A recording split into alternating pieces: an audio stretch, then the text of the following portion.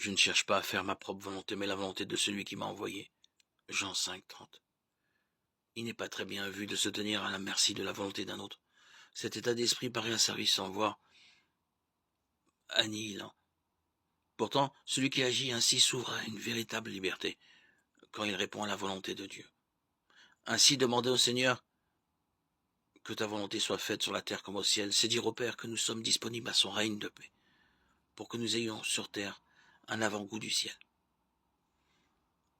Au ciel, la volonté de Dieu s'accomplit par l'unité parfaite.